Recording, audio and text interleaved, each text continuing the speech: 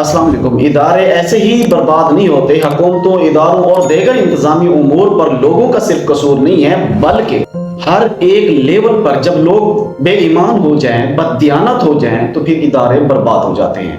PIA की एक और एयर होस्टेस का जो है ना वाकया सामने आया है। कुछ अरसा पहले एक एयर होस्टेस जो है ना गैर मुल्की करेंसी स्मगल करते हुए पकड़ी गई थी, लेकिन अब एक नया वाकया सामने आया है। अल्लामा इकबाल इंटरनेशनल एयरपोर्ट के ऊपर जो है ना एक एयर होस्टेस iPhone 16 स्मगल करते हुए पकड़ी गई है।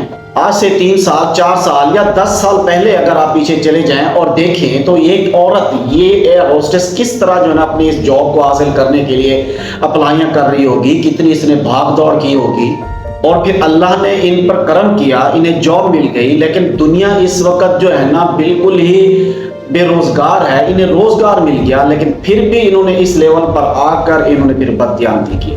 जो इनका अहद था, जिस काम को इन्होंने रोकना था, वो ये खुद करने लग गई।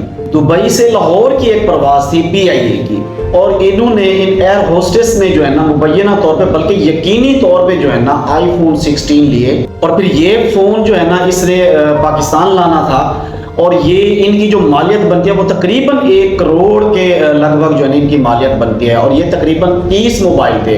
और इसी ही फ्लाइट में एक और भी फैमिली पकड़ी गई, उसके पास भी iPhone 16 निकले, और उस फैमिली ने जो है ना जो मोबाइल फोन छुपाए हुए थे वो जिस्म के मुख्तलिफ हिस्सों के साथ इस तरह छुपाए हुए थे कि यहाँ तक जो है ना वो लोग ट्रेस ना कर पाए, तलाशी लेते हुए भी ना चेक कर पाए।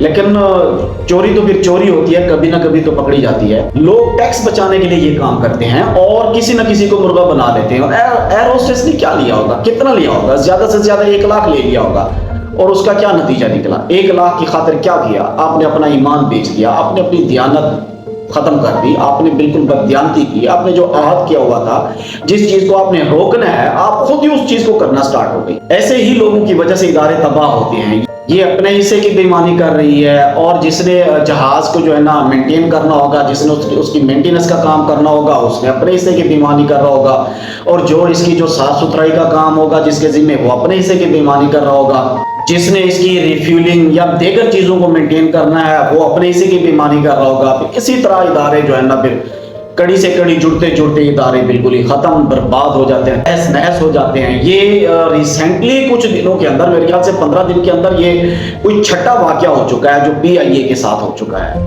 अच्छा, कमेंट बॉक्स में जरूर इस चीज की राय दीजिएगा कि इस खातून के साथ क्या होना चाहिए, रियासत इसके साथ क्या करे जिसने ये बददियानती की, इसके साथ क्या सलूक होना चाहिए? क्या रियासत को ऐसे लोगों के साथ रहम दिखाना चाहिए जो एक तबाहशुदा एयरलाइन के साथ जो है ना, जिसे इस वक्त मुखलिस और ईमानदार लोगों की जरूरत है ताकि वो दोबारा अपने पैरों पे खड़ी हो सके, और उसके साथ जो है ना ये मजीद उसको तबाह करने के पीछे पड़े हों, तो उसके साथ रियासत को क्या करना चाहिए? कमेंट बॉक्स में इस बात का जरूर इजहार कीजिएगा।